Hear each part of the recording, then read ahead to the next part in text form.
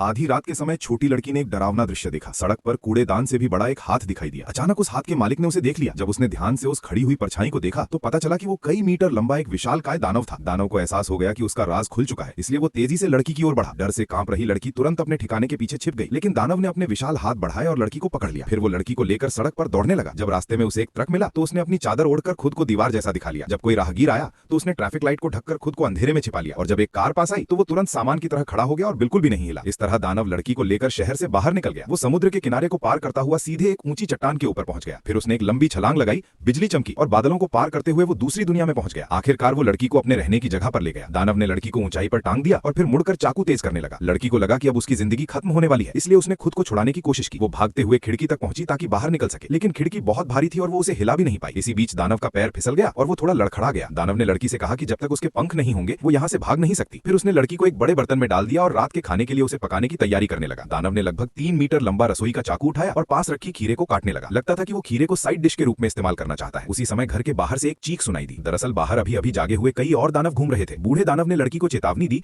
कि बाहर मौजूद दानवों को उसके बारे में पता नहीं चलना चाहिए, क्योंकि वे सभी खून के प्यासे और बेहद खतरनाक हैं। लड़की इतनी डर गई कि उसे लगा शायद ये बूढ़ा दानव भी उसे खा जाएगा, लेकिन उसे नहीं पता था कि ये बूढ़ा दानव तो शाकाहारी है। उसने लड़की को सिर्फ इसलिए पकड़कर यहाँ लाया था क्योंकि लड़की ने दानव के अस्तित्व को देख लिया था। अगर वो उसे शहर में छोड़ देता तो राज खुल सकता था। जब लड़की को समझ आया कि वो दानव बुरा नहीं है तो वो थोड़ी हिम्मत जुटाने लगी। उसने बूढ़े दानव से कहा कि उसका नाम सूफी है। वो एक अनाथालय में रहने वाली अनाथ लड़की थी। उसने कसम खाई कि वो दानव का राज किसी को नहीं बताएगी। सूफी ने बूढ़े दानव से विनती की कि वो उसे वापस भेज दे, लेकिन बूढ़े दानव ने मना कर दिया। उसने सूफी को चेतावनी दी कि वो भागने की कोशिश ना करे। अगर बाहर वाले दानवों ने उसे पकड़ लिया तो वे उसे तुरंत मार डालेंगे। फिर बूढ़े दानव ने एक लकड़ी की नाव के ऊपर बने छोटे से हिस्से को उसका सोने के स्थान बना दिया और कहा कि वो रात में वहीं सोए। जब लड़की सो गई तब बूढ़ा दानव गुफा के बाहर बहते झरने के पास गया। जैसे ही उसने एक गुप्त यंत्र चालू किया, झरने के बीच से एक लकड़ी का पुल नीचे आ गया। वो उस पुल से होकर अपने गुप्त कमरे में पहुंचा। उस कमरे में रंग बिरंगे चमकते हुए आत्मा जैसे जीव भरे हुए थे। उसी समय लड़की अचानक जाग गई, लेकिन उसने देखा कि बूढ़ा दानव गहरी नींद में सो रहा है। लड़की ने मौका देखकर लकड़ी की नाव में रखी एक लंबी डंडी से खिड़की को खोलने की कोशिश की और किसी तरह उसे खोल भी लिया। फिर वो रात में ही भागने लगी, लेकिन भागते समय अचानक एक और दानव उसके सामने आकर खड़ा हो गया और उसका रास्ता रोक लिया। लड़की की चीख सुनकर बूढ़े दानव ने पहले तो ध्यान नहीं दिया। उधर वो दूसरा दानव धीरे धीरे लड़की को ऊपर उठाने लगा और अगले ही पल लड़की नीचे गहरी खाई में गिर गई। जब लड़की को दोबारा होश आया तो उसने खुद को फिर से बूढ़े दानव के घर में पाया। असल में बूढ़ा दानव एक सपनों को पकड़ने वाला विशेषज्ञ था। लड़की को फिर से भागने से रोकने के लिए उसने उसके दिमाग में एक लाल रंग का डरावना सपना डाल दिया था। इसका असर सच में बहुत मजबूत था। अगले दिन बूढ़े दानव ने एक हरे रंग का अजीब पेय पिया। लड़की ने देखा कि उसे पीने के बाद उसमें से अजीब अजीब बुलबुले निकल रहे थे। उसने ऐसा पेय पहले कभी नहीं देखा था। बूढ़े दानव ने कहा कि इसे पीने के बाद गैस कभी रुकती नहीं है। अचानक उस अजीब आवाज ने एक अनचाहे मेहमान को बुला लिया। एक और खतरनाक दानव दरवाजे पर आ पहुंचा। लड़की ने तुरंत छिपने के लिए पास रखे एक बड़े खीरे के अंदर घुसकर खुद को छिपा लिया, लेकिन तभी उस दानव ने वही खीरा उठा लिया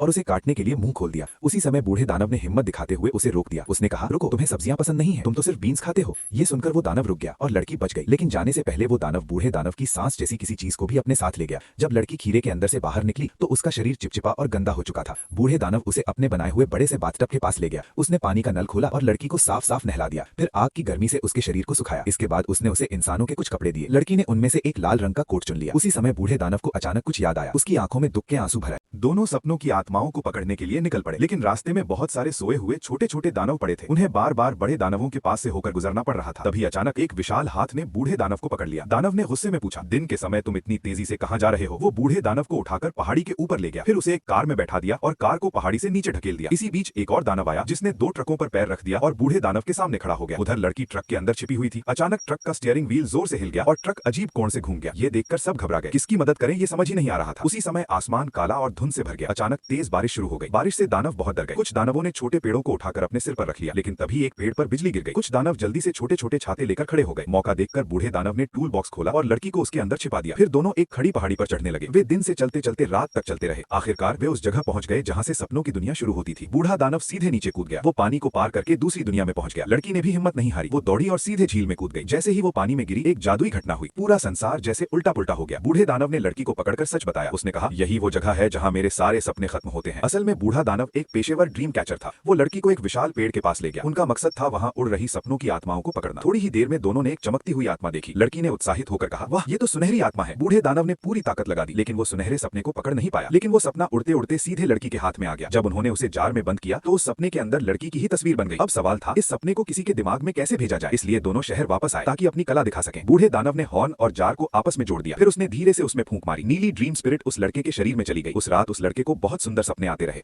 लेकिन वापस लौटते समय बूढ़े दानव ने इधर उधर देखा। उसे अचानक एहसास हुआ कि लड़की की हेयर पिन कहीं गिर गई है और वो उसे कहीं कहीं भी नहीं मिली। तुमने उसे जार में गिरा दिया मूर्ख। बूढ़ा दानव अचानक घबरा गया क्योंकि दानवों की सूंघने की क्षमता बहुत तेज होती है। उसे डर था कि दूसरे दानव इसकी गंध से सब पता लगा लेंगे। सुरक्षा के लिए बूढ़े दानव ने लड़की को वापस अनाथालय भेजने का फैसला किया, लेकिन लड़की उस बेकार और अकेले घर में वापस नहीं जाना चाहती थी। बूढ़े दानव की अपनी मजबूरियां थी। पहले भी वो एक लड़के को दानवों की दुनिया में लेकर आया था, लेकिन अंत में वो दूसरे दानवों के लिए बोझ बन गया था। हालांकि लड़की उसके साथ रहने की जिद कर रही थी, फिर भी बूढ़ा दानव उसे खतरे में नहीं डालना चाहता था। जब लड़की अनाथालय लौटी, बूढ़ा दानव बालकनी पर चढ़ गया और बोला, कूदो सोफी कूदो। सोफी कूदने ही वाली थी कि अचानक एक विशाल हाथ ने उसे पकड़ लिया। आखिरकार बूढ़ा दानव लड़की की जिद के सामने हार गया और उसे फिर से अपने साथ ले गया। लेकिन अब सवाल था, वे दानवों से छिपकर कैसे रहेंगे। उसी समय कुछ बुद्धिमान दानव उसके पास आ गए। उनके हाथ में लड़की की हेयर पिन थी। उन्होंने बूढ़े दानव पर इंसान को छिपाने का आरोप लगाया। फिर उन्होंने हर जगह तलाशी शुरू कर दी। खोजते खोजते उन्होंने बूढ़े दानव की सालों की मेहनत से बनाई चीजों को भी तोड़ दिया। बूढ़ा दानव हमेशा डरपोक रहा था, लेकिन उस पल वो अचानक बहुत गुस्से में आ गया। उसने मशाल उठाई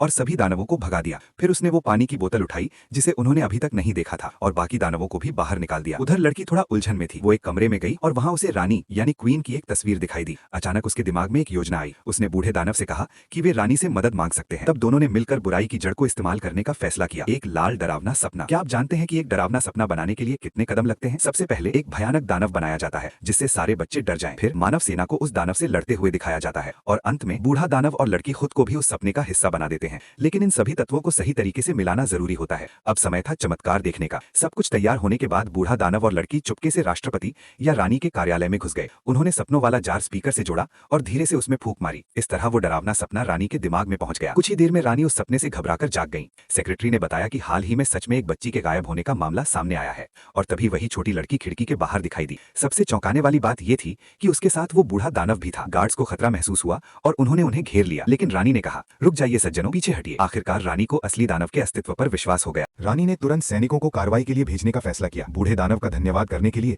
उन्होंने उसके सम्मान में एक भोज यानी डिनर पार्टी भी रखा। हालांकि वहां मौजूद सभी लोग उससे थोड़ा डर रहे थे, फिर भी उन्होंने उसके लिए बहुत सारे स्वादिष्ट व्यंजन तैयार किए। ये वो खाना था जिसका स्वाद बूढ़े दानव ने पहले कभी नहीं चखा था। कुछ ही देर में सेना के सभी वरिष्ठ अधिकारी भी वहां पहुंच गए। बूढ़े दानव ने उन्हें दानवों के देश की सटीक लोकेशन बताई और अपना सुनहरा पेय यानी गोल्डन ड्रिंक सबको बांट दिया, यहाँ तक कि रानी के 3 शाही कुत्तों को भी। जैसे ही सबने वो पेय पिया, माहौल बहुत खुशहाल हो गया। फिर रानी ने बूढ़े दानव के नेतृत्व में कई युद्धक विमान और सैनिक भेजे। जल्द ही वे दानवों के देश पहुंच गए। कार्रवाई शुरू करने से पहले बूढ़े दानव ने दानवों के लिए एक डरावना सपना तैयार किया। वो चाहता था कि वे भी ये महसूस करें कि खाए जाने का डर कैसा होता है, लेकिन तभी उसे पता चला कि उसका सपनों वाला हॉर्न गायब हो गया है। इस बीच लड़की जार उठाकर भाग गई। वो दानवों के ठिकाने पर पहुंची और वहां ड्रीम स्पिरिट यानी सपनों की आत्मा को छोड़ दिया। जैसे ही दानव सोए, उन्हें सपना आया कि कोई उन्हें खा रहा है। जब वे जागे तो उन्हें इंसानों को खाने पर बहुत पछतावा हुआ। वे कहने लगे, तुम इंसान खाते हो, ये बहुत बुरा है, हम गलत थे। लेकिन दानवों का सरदार जिनीबू बहुत गुस्से में था। तभी सेना वहां पहुंच गई। हेलीकॉप्टर तेजी से आए और उन्होंने दानवों के सरदार के हाथ पैर बांध दिए। फिर कई स्पेशल फोर्स सैनिक रस्सियों के सहारे नीचे उतरे और बाकी दानवों को भी पकड़ लिया। इसके बाद हेलीकॉप्टर उन्हें हवा में उठाकर शहर और समुद्र के ऊपर से ले गए। आखिरकार उन्हें एक निर्जन द्वीप पर छोड़ दिया गया ताकि वे भूखे ना रहें। उन्हें खाने के लिए सब्जियों के बड़े बड़े बॉक्स दिए गए, खासकर उनका पसंदीदा खीरा, और उन्हें चेतावनी दी गई कि अब कभी भी इंसानों को खाने के बारे में ना सोचें।